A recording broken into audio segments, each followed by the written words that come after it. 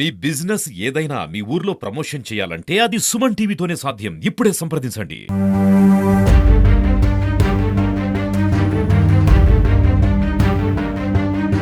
Welcome to Suman TV. ఈరోజు శ్రీకాకుళం జిల్లా రణస్థల మండలంలో సీతంవలస అనే గ్రామంలో 23 ఏళ్ల బాలుడు ఆత్మహత్య కథ. అయితే వారి యొక్క తల్లిదండ్రులు ఇది ఆత్మహత్య కాదు, హత్య, ఇది ఒక ఇన్స్టాగ్రామ్ పరిచయం వలన నా తమ్ముడికి జరిగినటువంటి హత్యని ఆత్మహత్య కింద చిత్రీకరిస్తున్నారు, మాకు న్యాయం చేయండి ప్రభు అంటూ ఎస్పీ గారిని అయితే కలవడం జరిగింది. తరువాత ఎస్పీ గారు పూర్తి దర్యాప్తు నిమిత్తం ఈ కేసుని మళ్ళీ ఓపెన్ చేసి దీన్ని మళ్ళీ డిఎస్పీ గారి ఆధ్వర్యంలో దీన్ని మళ్ళీ ముందుకు తీసుకెళ్ళడం జరుగుతుంది. అసలు ఇది ఆత్మహత్య కాదు, హత్య అని ఎలా చెప్పగలుగుతున్నారు? వారి కుటుంబాన్ని, అలాగే చనిపోయినటువంటి ధర్మాన రమేష్ వారి యొక్క అన్నయ్యని కానీ వాళ్ళ తండ్రి మాటలో ఒకసారి తెలుసుకునే ప్రయత్నం చేద్దాం రండి.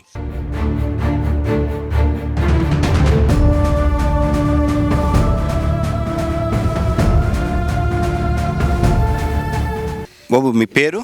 ధర్మానీశ్వరరావు అండి. ధర్మానీశ్వరరావు. ధర్మన్ రమేష్ అనే వాళ్ళు చనిపోయారు అన్నారు కదా, ఆయనకి ఏమవుతారు మీరు? తండ్రినండి, నేను చిన్న అబ్బాయి తండ్రిని. ఎలాగ జరిగింది ఈ సంఘటన, మీకు ఎప్పుడు తెలిసింది? దీని మీద మీరు అసలు ఇది ఎస్పీ గారి దగ్గరికి వెళ్ళి మళ్ళీ దర్యాప్తు, ఇది ఆత్మహత్యగాను పెట్టిన కేసుని ఆత్మహత్య కాదు హత్య అని మీరు మళ్ళీ వెళ్ళి ఓపెన్ చేయమని చెప్పారు. అసలు మీకు ఎందుకు అనుమానం వచ్చింది? ఎందుకంటే అనుమానండి, ఆ కుర్రోడేమో వాళ్ళ శనివారం ఉదయాన్న డ్యూటీకి 7 గంటలకు వెళ్ళిపోయాడండి.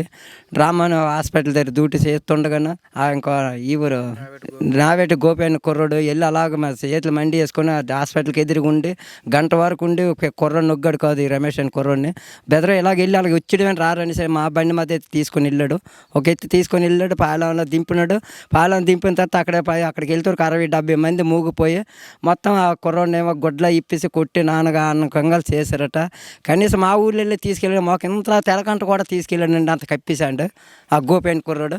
తీసుకెళ్ళిన తర్వాత మాకు మధ్యాహ్నం 4 గంటలకల్లా మాకు తల్లిదండ్రులకు చెప్పకంటే వాళ్ళ అన్నయ్య ఉద్యోగంలో డ్యూటీ చేస్తుండగా ఆడికి చెప్పాడండి. వాళ్ళ అన్నయ్యకి ఆ దూరంగా ఉన్నాడు, ఆడికి చెప్తే ఎలాగో వచ్చి కాపాడలేడు అనేసి వాళ్ళ అన్నయ్యకి ఫోన్ చేసి చెప్పాడు.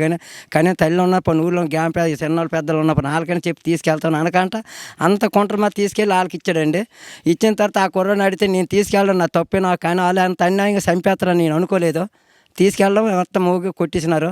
నేను తీసుకెళ్ళడం నాదే తప్పు అని ఆ గోపి ఒప్పుకుంటాడు. ఇప్పుడు మాకు అన్నీ మాకు తెలిసినాయండి. ఇంతవరకు మాకు అసలు ఎవరు ఆ గోపి అన్న ఆయన? ఎవరు గోపి అన్న? మా రమేష్ వాళ్ళ ఫ్రెండ్ అన్నాడు. రమేష్ వాళ్ళ ఫ్రెండ్ అంటే ఫ్రెండ్గా ఉండి నమ్మించి హాస్పిటల్ డ్యూటీకి వెళ్ళిన ఆయన్ని తీసుకెళ్లారు. ఫ్రెండ్గా ఉండి నమ్మించి కూడా అలా మంచిగా ఉండి తీసుకెళ్ళాడు. బెదర ఇల్లు 5 నిమిషాలు వచ్చేస్తారనేసి ఆ డాక్టర్ కూడా చెప్పేసి తీసుకెళ్ళాడండి. ఆ డాక్టర్ ఏమో మళ్ళీ వాళ్ళు వెళ్ళి నాకు అరగంట కల్లా ఫోన్ చేస్తే ఫస్ట్ సార్ రింగ్ అయింది. రింగ్ అయితే మళ్ళీ 2 నిమిషాలు ఆగి మళ్ళీ డాక్టర్ మళ్ళీ ఫోన్ చేస్తే అక్కడ స్విచ్ ఆఫ్ అని వచ్చింది. అదే ఊపిన 7 సార్లు కూడా డాక్టర్ ఫోన్ చేశారట. 7 సార్లు మిస్డ్ కాల్ మాకు చూపించాడు. హాస్పిటల్కి వెళ్ళి మేము పల్లె ఆడడానికి వెళ్తాడికి గోపికి మళ్ళీ తిరిగి మేము చేసి అడిగితాడికేమో మీ తమ్ముడు మర్రాడు విజయనగరం వాళ్ళ ఫ్రెండ్కి యాక్సిడెంట్ అయింది, విజయనగరం వెళ్ళిపోయాడు అన్నాడు. మళ్ళీ అయిన 2-3 గంటలకు వెళ్ళి మళ్ళీ హాస్పిటల్కి వెళ్ళేమో డాక్టర్కి ఏమో రమేష్ హాస్పిటల్కి వచ్చేటట్టు మళ్ళీ డ్యూటీలో చేరినట్టు అన్నారు. వాళ్ళేమో నీ బుర్ర పోయిందట, ఇందాక వచ్చి వాళ్ళ ఫ్రెండ్కి యాక్సిడెంట్ అయిందని విజయనగరం వెళ్ళిపోయాడని అన్నావు, నీ బుర్ర పాప మళ్ళీ ఎక్కడికో డ్యూటీలోకి ఎలాగ ఈ టైం వస్తాడేనో అనుకోని మాకు వచ్చి అడుగుతాను. ఈ టైం రమేష్ నువ్వే తీసుకెళ్ళి ఏడు చేసి వాళ్ళు కూడా ఇన్ఫర్మేషన్ అడిగారండి. ఏమో నాకు తెలియదు, విజయనగరం ఫాదర్కి యాక్సిడెంట్ అయింది, మరి విజయనగరం వెళ్తామని అనుకొని వెళ్ళిపోయాడు. వెళ్ళడమే నేను చూశాను, మరి నాకు తెలియదు ఆయన ఎత్తాడండి. కానీ ఆ మాట ఎస్సీ కాడికి వచ్చి అన్నీ చెప్తే ఎస్సీ ఏమో ఆయన అంతా కూడా పట్టింపు చేసుకోలేదండి. ఆయన ఓరాడు తీసుకెళ్ళడం తప్పేంటి రా, అది ఒకటే ఆడు తప్పురా, కానీ తీసుకెళ్ళకూడదు, మరి తీసుకెళ్ళాడు అంత. అదేంటండి అంత తేలిక ఒగ్గేస్తున్నారు ఏంటండి, ఇంత కోడి పిల్ల కూడా కుమ్మి సట్టుకి వెళ్తే పట్టుకొని కొట్టి లోన వేసేస్తారు కదండి. ఆయన దగ్గర ఉంచుకొని మమ్మల్ని బయట తోలేస్తారని కనీసం ఏటు కూడా అనుకుంటారండి మీరు. ఏమంటే మరి అన్నీ ఏం చేయమంటారా, మేము ఏం చేయలేమరా, ఆయన ఎత్తాడండి ఎస్సీ అంతా కూడా కూపు తీసుకోలేదండి. ఊరు గ్రామ పెద్ద కూడా అడిగారు అదేంటండి అంత తేలిక ఒగ్గేస్తారంటే, మరి ఆయన ఒగ్గి కానీ మనం ఏం చేయలేమని వస్తాడండి ఎస్సీ. మరి ఎట్టు కానిస్టేబుల్ కంటే ఘోరం అండి, అలా చేస్తాడండి ఎస్సీ. మళ్ళీ ఇప్పుడు ఎస్సీ మారిపోయాడు, మళ్ళీ ఇప్పుడు ఎస్సీ వచ్చాడు. సరే అవన్నీ ఎక్కడ పెట్టేశాడు, అవన్నీ నిలుగుతాం చేస్తాం చూస్తాం అలాగే ఆయన కూడా అలా తంత చేయించుకొచ్చేస్తాండి. 2 నెలలు ఇప్పుడు ఒక 2 నెలలు జరుగుతున్నటువంటి సంఘటన ఇప్పటికీ ఒక కొలిక్కి రాకుండాను, మరి మీకు ఇప్పుడు ఎస్పీ గారి దగ్గరికి వెళ్తే న్యాయం దొరుకుతుందని మీరు ఆశిస్తున్నారా? మరి ఇక్కడైతే ఎలాగా జరగదండి. మా కాశీమాత ఎస్పీ గారి ఇక్కడికి వెళ్ళామండి, ఈ డిఎస్పీ ఏఎస్పీ దగ్గరికి వెళ్ళామండి. మరి మాకు న్యాయం కావాలండి, మా ఊర్లో రంస్థలం పోలీస్ స్టేషన్ మాకు న్యాయం జరగలేదు సార్, మరి మీ వల్లనే మాకు న్యాయం జరిపిస్తారని వెళ్ళి బతిమా అడిగితే ఈ కూపులన్నీ చెప్తే ఏం ఎంత కరెక్ట్గా ఉన్నాయి కూపులు, మీరు ఎందుకు ఒగ్గించుకోనరు, ఈ ఎస్ఐకి మరి గట్టి మా ఎంబట మీరు ఇక్కడ రావచ్చు కదా, మీ ఎస్ఐకి ఫోన్ చేద్దాం కదా అని సాయన అన్నారండి. మా మెట్టి వెళ్ళకంటే ఎస్ఐ ఎలాగో వస్తాయి, టెస్టులు వస్తాయి, రిపోర్ట్లు వస్తాయి, మీరు ఆగండి అని ఇవాళ వెళ్తే మళ్ళీ ఒక వారం రోజులకి ఇచ్చాడు, అలా ఆ వారం నుంచి వెళ్తే మళ్ళీ 10 రోజులు పెట్టాడండి, అలాగ నెల 15 రోజులు పెట్టాడండి. నోటికి మళ్ళీ మా న్యాయం అక్కడికి వెళ్తే న్యాయం జరుగుద్ది అనుకుని శ్రీకాకుళం వెళ్ళామండి, ఎస్ఐ వాళ్ళని కలిసినాము. ఆ రోజు గొడవ అయ్యేటప్పుడు అండి, గొడవకైనా అక్కడ తీసుకెళ్ళేటప్పుడు ఎంబటాలు కొట్టినప్పుడు ఏమైనా ఫస్ట్ ఏమో ఆ సెల్ ఏమో సాధ్యం ఇంట్లో పెట్టాడటండి, తగు అయిపోతుంది, సరే నా సెల్ ఇచ్చిరా అనేసి రమేష్ అడిగటండి, నీ సెల్ మేము ఎవరంటారు బద్రిగా ఇల్లు లోనికి వెళ్ళి తెచ్చుకోరని అన్నారండి. సరే మీరు ఇవ్వద్దురారా నా సెల్ నేనే తెచ్చుకుంటాను అనేసి ఇంట్లోకి నరేష్ రమేష్ అని కుర్రాడు ఇంట్లోకి వెళ్ళాడండి. మా అబ్బాయి ఇంట్లోకి వెళ్ళి సెల తెచ్చుకుందామని వెళ్ళేటాడికి టక్కన ముగ్గురు వెళ్ళి టక్కన తలుపేసారండి. తలుపేసిన వెంబటే ఇక ఏడా నన్ను తలిపేదంతరికి టక్కన వాడేమో వెనకాల వచ్చి నడుము పెట్టేశాడండి. నడుము పెట్టిన టాగుడు కుర్రాడు నడుము పెట్టాడండి. ఈయన దీపిల్ లాగని కుర్రాడేమో ఎదరకు వచ్చి పోరసాల మీద తన్నాడటండి. మళ్ళీ అయిపోయిన తర్వాత మళ్ళీ సంతోష్ అన్నాడు ఒకడు ఉన్నాడండి, ఆడు కూడా కలిసాడండి, అమ్మాయి తాలూకా మగడండి అలా ఆయనండి. మళ్ళీ ఈ నరసయ్య అన్నుడు అక్కడ కూడా ఉన్నాడండి. ఓరు ఇంకా యూపున్నారు మరి మొగ్గితే మరి బాధలేదు, మరి లోపల ఉంచాడు, నేను బయట ఈలోగా మా అందరు ఆడవాళ్ళు అందరిని బయట తోలేస్తే మీరు అందరు బయట తేక మీరు లోనే ఉండంటారు అనేసి వీళ్ళందరినీ బయటికి నరసయ్య అన్నాడు బయట పందని ఇటోళ్ళకి పంపించాడటండి. వాడు పంపించడానికేమో అలాగా ఊరి గ్రామ పెద్ద తోటదారు అనేసి ఉన్నాడండి. తోటదారికి ఏమో ఎంబటే వీళ్ళు కబురు చెప్పారండి, ఎవరు వీళ్ళకి అయిపోయాడో సరే అయిపోయాను మరి ఎట్లేదంటే, ఓరైతే అల్లటోడు మరి ఇంకేటి ఉంచకండిరా, మీరేం తిరిగి చూడకండి ఉనికాడ తీసి మొత్తం తీసి తాడుకి వెళ్ళి అదే మన ఒకసారి సత్యపండు కట్టి సత్యపండు కదా అదే చెట్టు దగ్గర అదే పాటలో అదే చెట్టుకి ఇంకా పక్క చెట్టు కట్టి అంటారు అనేసి ఆయన సలహా ఇచ్చాడటండి ఆ 5 కుర్రోళ్ళకును. ఆ యూపున అక్కడ తాడు పట్టుకొని వెళ్ళి ఈ కుర్రోడినేమో మధ్యన కోకను పెట్టి మా ఊర్లో వెళ్ళి తీసుకెళ్ళారండి. తీసుకెళ్ళడం కూడా ముగ్గురు ఆడవాళ్ళు చూసారండి, ఏమో కుర్రోడు అలాగే చచ్చిపోతాడా పడిపోతాడు ఏమైనా అలాగంతే లేదమ్మా హాస్పిటల్ తీసుకెళ్ళాము తీసుకొచ్చేస్తాము పర్లేదు అనుకొని వెళ్ళిపోయారండి. తీసుకొచ్చారు, అంతవరకు జరిగింది. కానీ మేడ ముద్దే తోటదారేనండి ఎక్కువ.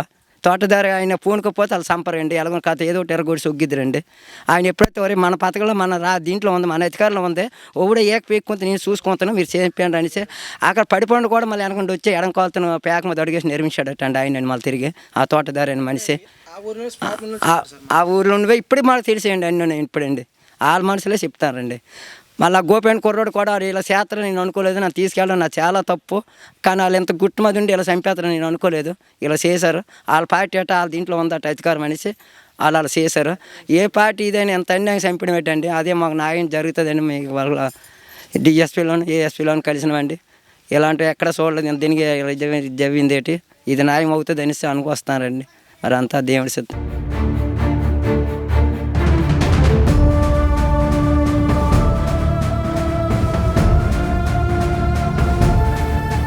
ఇప్పుడు అదే విధంగాను ధర్మాన రమేష్ చనిపోయినటువంటి మృతుడి యొక్క అన్నదమ్ములతో ఒకసారి మాట్లాడే ప్రయత్నం చేద్దాం. 7వ నెల 26వ తారీఖున ఇన్సిడెంట్ ఏం జరిగిందంటే సార్, వాళ్ళు ఈ అమ్మాయి ఈ అబ్బాయి కలిపి చాటింగ్ చేస్తున్నప్పుడు ఈ ధర్మన్ రమేష్ అని కుర్రాడు అంటే మా బ్రదరు ఆ అమ్మాయి చాట్ చేసుకుంటున్నప్పుడు ఇన్స్టాగ్రామ్లో ఈ అమ్మాయి పరిచయం సార్, పరిచయం అయ్యి 2 months అవుతుందంట. ఈ పరిచయం అవగానే ఈ ఇన్స్టాగ్రామ్ ద్వారా వీళ్ళు చాట్ చేసుకుంటున్న టైంలో హస్బెండ్ ఈ రమ్య ఏమేమి అమ్మాయి ఉందో ఆ అమ్మాయి యొక్క భర్త చూసి ఈ చాట్ చేయడం చూసి వెంటనే ఎవరైనా తెలుసుకొని వెంటనే ఆ రోజు 26వ తారీఖు 7వ నెల జూలైలో సార్ ఇక్కడ మా ఊరు స్కూల్ దగ్గరకు వచ్చి ఒక 5 కుర్రాలు తీసుకొచ్చి ఈ అబ్బాయిని బెదిరించాడు సార్. బెదిరించి నువ్వు అమ్మాయితో ఇలా చాట్ చేస్తాను ఇది మంచి పద్ధతి కాదు అని వాడితో మాట్లాడి ఆ విషయం చెప్పగానే వెంటనే అబ్బాయి కూడా ఈ జాన్ అని కుర్రాడు మా తమ్ముడు కూడా ఏం చెప్పాడంటే, సరే అన్న నాకు ఈ విషయం తెలియదు, అమ్మాయి మ్యారేజ్ అనే విషయం కూడా నాకు తెలియదు, ఇప్పుడు మీరు చెప్తా ఉన్నా ఇంకా అమ్మాయితో నీకు అవసరం లేదన్న, ఇంకా అమ్మాయి నామని అన్ని బ్లాక్లో పెట్టుకుని మీరు కూడా చెప్పుకోండి అని చెప్పాను అన్నప్పుడు వాళ్ళు ఇంకా ఆ విధంగా గట్టిగా బెదిరించి వెళ్ళిపోయిన తర్వాత వీడు ఎదవేదకు వచ్చాడంట అన్న. ఈ ఇన్సిడెంట్ జరిగిన రోజు ఏ రోజు అంటే 27 మరుసటి రోజు జరిగిందన్న. ఇది ముందు రోజు జరిగింది, నైట్ జరిగింది. ఈ మరుసటి రోజు జరిగిన విషయం ఏంటంటే వీడు యథావిధిగా 7:30కి హాస్పిటల్కి వెళ్ళిపోయాడంటన్న. వెళ్ళిపోయిన తర్వాత హాస్పిటల్ దగ్గరికి వచ్చి గోపిన కుర్రాడు హాస్పిటల్ దగ్గరికి వచ్చి ఒరే రాత్రి గొడవ జరిగిందంట కదా, మరి ఆ గొడవ విషయంలో మాట్లాడే మళ్ళీ రమ్మన్నారు అని చెప్పేసానని వీడికి పిలవడం జరిగిందంట సార్. అంతకు ముందుగానే ఈ గోపికంటే రాకముందుగానే ఈ జాన్కి ఈ పాలిపల్లికి ఫోన్ చేశారంట సార్. ఇక్కడ ఈ అమ్మాయి తరపు మళ్ళీ ఫోన్ చేశారంట. ఫోన్ చేస్తే ఆల్రెడీ నైట్ అడిగిన గొడవ వల్ల నేను నెంబర్ అని బ్లాక్ లిస్ట్లో పెట్టుకున్నాంట. వీడి నెంబర్ ఎప్పుడే తావలేదు వెంటనే ఈ గోపిన కుర్రాడు ఈ పాలిపల్లికి ఫ్రెండ్స్ అంట ఆల్రెడీ. ఈ అమ్మాయి అమ్మాయికి కూడా ఈ అబ్బాయి ఫ్రెండ్ అండి ఫస్ట్ నుంచి కూడా. ఆ విషయం మాకు ఈ గత ఈ నెల రోజుల్లో మేము అన్ని ఎంక్వైరీ చేస్తున్నప్పుడు ఈ విషయాలన్నీ మాకు బయటకు వచ్చేసారు. ఏంటి ఎంక్వైరీ అంటే ఇప్పుడు అమ్మాయితోని మీ తమ్ముడు చేసిన చాట్లు కానీ ఏమైనా మీ దగ్గర ఎవిడెన్స్ ఉన్నాయా? ఇప్పుడు మా దగ్గర ఉన్న ఎవిడెన్స్ అంటే ఏంటి సార్, ఇప్పుడు మాకు సీసీటీవీ ఫుటేజ్లు ఉన్నాయి సార్. తర్వాత ఈ అమ్మాయితో చాట్ చేస్తున్నటువంటి మెసేజ్ మా వాడికి పెట్టాడు కొన్ని మెసేజ్లు. ఆ మెసేజ్లు కూడా మేము అన్ని కలెక్ట్ చేసి ఉంచుకున్నాం సార్. అయితే ఎప్పుడైతే ఇవన్నీ మా దగ్గర ఉన్నాయో ఇంకా మాకు డౌట్ వచ్చింది సార్. మాకు డౌట్ ఏ విధంగా వచ్చిందంటే, ముందు రోజు నైట్ వాళ్ళు వచ్చి బెదిరించినప్పుడు వీడు ఫ్రీ అయిపోయిన మనిషిని వీళ్ళెందుకు వచ్చారు? అసలు ముందు రోజే మాట్లాడారు కదా, మళ్ళీ మాట్లాడిన మనిషి మళ్ళీ వీడెందుకు ఆడి దగ్గర పంపించి వీడి దగ్గరకు వచ్చి ఆ కుర్రాడు చెప్పిన విషయం ఏంటంటే, ఆ నైట్ జరిగిన ఆ విషయం గురించి మళ్ళీ మాట్లాడారు, రమ్మంటున్నారు జాను, మనం వెళ్దాం అని మేము జాన్ అని పిలుస్తాం సార్, ఇన్సల్ నేమ్ జాన్. అయితే జాను వెళ్ళి తీసుకుని వచ్చేద్దాం, అక్కడ మాట్లాడి నీకు ఏమవ్వదు, నీకు ఎటువంటి పరిస్థితి, నీకు ఎటువంటి ఇబ్బంది కలగకుండా, నీకు ఎటువంటి ఆటంకం నీకు కలగకుండా దగ్గర నుండి మాట్లాడి సెటిల్మెంట్ తీసుకుని వెళ్తానని చెప్పి ఈ గోపి నమ్మించాడు సార్. ఆ ఊరు వెళ్ళడానికి కూడా మా ఊరి మీద నుంచి వెళ్ళాలి సార్. కానీ ఇక్కడ అందరూ ఉన్నారు సార్, మా ఊళ్ళు అందరూ ఉన్నారు, మా ఊరు కుర్రలు కూడా ఉన్నారు, తిరిగిన ఫ్రెండ్స్ కూడా ఇక్కడ ఉన్నారు. కానీ ఒక్కడికి కూడా ఆ విషయం చెప్పలేదు.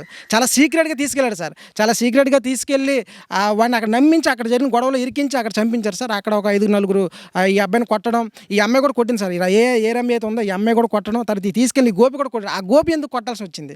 ఆ తీసుకెళ్ళి నమ్మించి అక్కడ నీ గొడవ సెటిల్ చేస్తాను కదా అని తీసుకెళ్ళి ఈ అబ్బాయి ఎందుకు అని అక్కడ కొట్టాలి, తర్వాత అమ్మాయి ఎందుకు కొట్టాలి? కొట్టిన తర్వాత అక్కడ 4 వ్యక్తులు కొట్టారంట. కొట్టిన తర్వాత అందులో ఇంకొక కుర్రాడు మీ అబ్బాయి మర్మాంగం మీద కొట్టగానే ఈ అబ్బాయి కింద పడిపోయాడు సార్.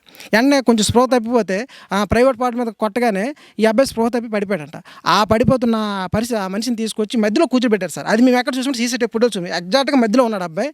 ఈ విషయాలు ఈ నెల రోజుల్లో మేము గ్యాదర్ చేసిన విషయాలు సార్ ఇవన్నీ కూడా. ఈ విషయాలు అడగని తెలిసింది. అదేవిధంగా అది వాస్తవమా కాదు మీ సీసీటీవీ ఫుటేజ్ చూసుకున్నాం సార్. అదేవిధంగా ఈ కుర్రాడు మధ్యలో కూర్చున్నాడు. జాన్ అయితే ఈ రమేష్ అయితే ఉన్నాడు, చనిపోయిన అబ్బాయి, అతను మధ్యలో కూర్చొని ముందు ఈ గోపిన కుర్రాడు డ్రైవ్ చేస్తూ ఉన్నాడు, వెనకాల ఇంకో కుర్రాడు ఏం పేరు ప్రసాద్, ఆ కుర్రాడు కూడా ఈ ముగ్గురు మధ్య నుండి తీసుకెళ్తున్నారు సార్. అది మీ సీసీటీవీ ఫుటేజ్ ద్వారా తీసుకెళ్ళి ఆ ఫుటేజ్ మీకు పెడతాం సార్.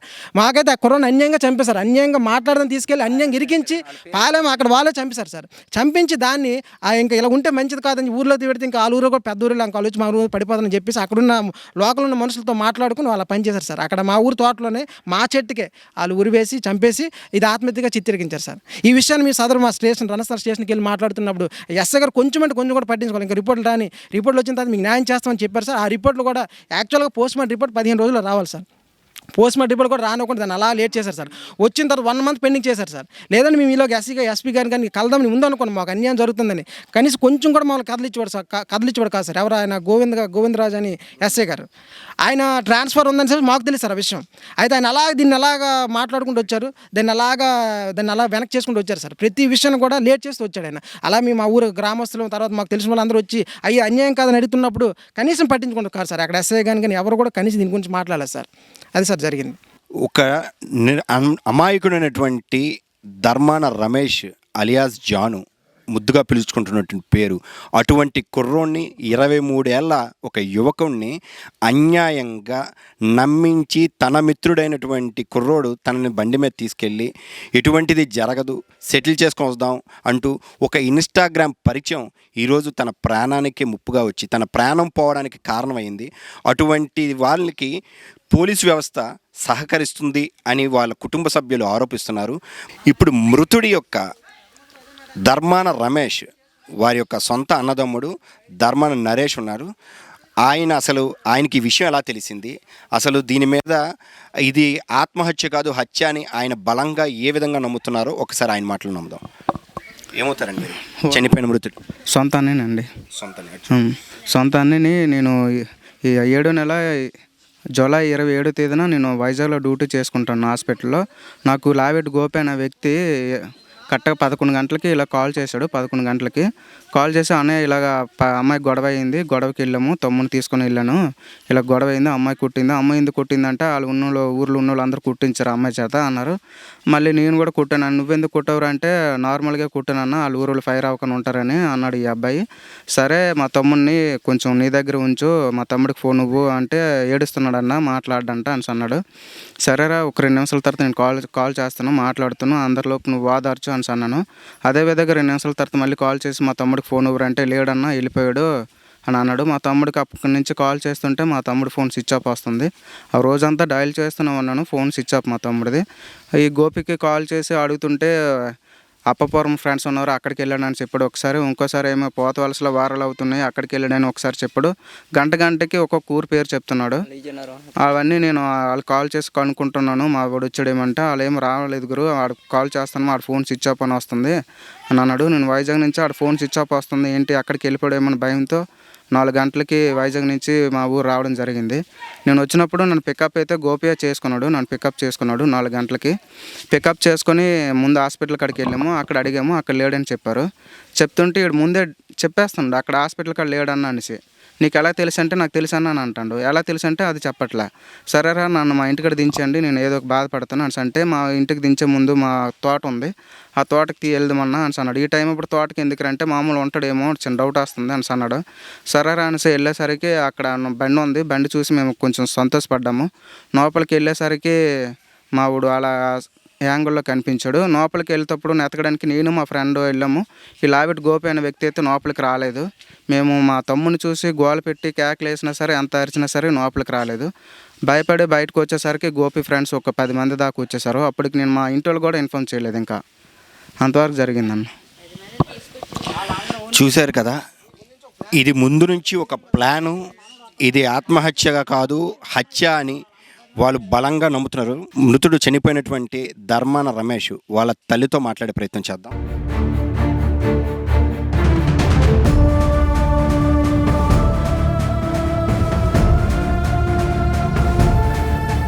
ఇప్పుడు మీ కుమారుణ్ణి అన్యాయంగా హత్య చేశారు ఒక అమ్మాయితో మాట్లాడడం బట్టే అని చెప్తున్నారు. అది ఆత్మహత్యగా అని చెప్పారు. అది ఆత్మహత్య కాదు హత్య అని మీరందరూ బలంగా నమ్ముతున్నారు.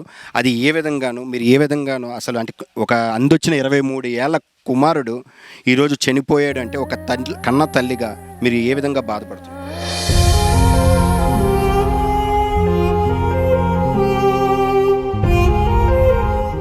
ఏడద్దు, న్యాయము ఖచ్చితంగా దేవుడు ఉంటాడు. మీకు న్యాయం జరగాలంటే ఏం జరిగిందో తెలిస్తే.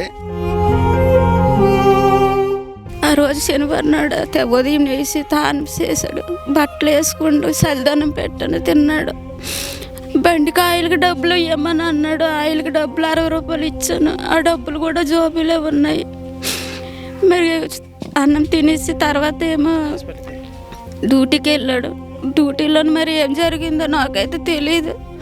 మరి 12-1 గంట చేసి ఒక అమ్మ వచ్చేమో ఇలా చెప్పింది. చెప్పిన తర్వాత వెంటనే ఫోన్ చేశాను. ఫోన్ చేసిన తర్వాత స్విచ్ ఆఫ్ అని వచ్చింది. స్విచ్ ఆఫ్ అని వచ్చిన తర్వాత మరి ఏమో చాలా సర్జరీ ఏం లేదేమో అందుకే స్విచ్ ఆఫ్ వచ్చిందని చూసుకొని అన్నంకి రాలేదు ఆ రోజు. ఇంకా అన్నంకి రాలేదేటనేసి మళ్ళీ ఫోన్ చేశాను. ఫోన్ చేసినప్పటికి అప్పుడు కూడా స్విచ్ ఆఫ్ అని వచ్చింది. మరి పొద్దు 5:30-6 అవుతుంది అంతప్పటికి వీళ్ళకి తెలిసింది చనిపోండి అని. అంతవరకు నాకైతే ఏం తెలీదు. మరి అక్కడ పిల్లకి వాళ్ళకి సంబంధం ఉందని కూడా విషయం కూడా మాకు తెలియదు. చనిపోయిన తర్వాత ఇవన్నీ తెలిసినాయి. మరి నా బిడ్డను అన్యాయంగా పాలు పొట్టను పెట్టుకోండి, అన్యాయంగా చంపేశారు. నా బిడ్డకి నాకు ఏం న్యాయం చేస్తారు మీదయ్యా మీ ఇష్టం. అంత తప్ప మేము ఏం చేయలేము. చూశారు కదా, ఒక కన్న తల్లి ఆవేదన. 23 ఏళ్ల కుర్రోడు వయసుకి అందొచ్చి తనని భవిష్యత్తులో బాగా చూసుకుంటాడు సెటిల్ అయ్యి అనుకునే ఒక తల్లిదండ్రులు అన్యాయంగా ఆ కుమారుణ్ణి మధ్యలో హత్య చేసి దాన్ని ఆత్మహత్యగా చిత్రీకరించినటువంటి ఈ కోణాన్ని అసలు ఏ విధంగానూ దీన్ని పోలీసులు పరిష్కరిస్తారు. వీళ్ళకి తగిన న్యాయం జరగాలని అందరం కోరుకుందాం. Thank you.